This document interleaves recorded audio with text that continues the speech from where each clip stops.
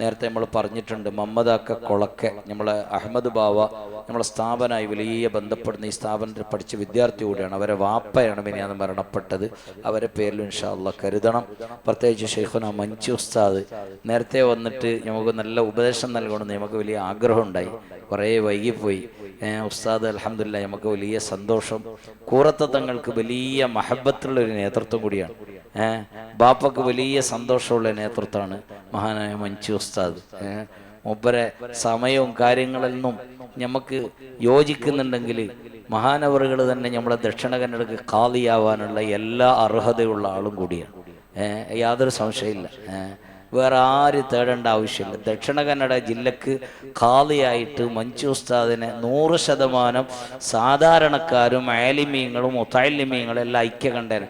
മാത്രം ഫുർസത്തില്ലാത്തത് കൊണ്ട് എന്ത് ചെയ്യാൻ വേണ്ടിയിട്ട് യാതൊരു വഴിയുമില്ല. അതാണ് അതിൻ്റെ കാരണം എന്ന് പ്രത്യേകമായി അറിയിക്കുന്ന. അള്ളാഹു അടുത്തേക്ക് ആഫിയത്തും ദീർഘായുസ്സ് നൽകട്ടെ. സുരുവയിൽ ഖത്തീബ് ഉസ്താദ് അൽഹംദുലില്ലാഹ് സഖാബ് ഉസ്താദ് നമുക്ക് വലിയ സന്തോഷമാണ്. നമ്മൾ ജ്യേഷ്ഠന്മാരെ പോലെയാണ് നമ്മളോട് പെരുമാറൽ. എപ്പോഴും നമ്മൾ ഏത് വിഷയത്തിൽ ബന്ധപ്പെടുമ്പോൾ നമ്മളോട് വലിയ സഹകരിക്കും.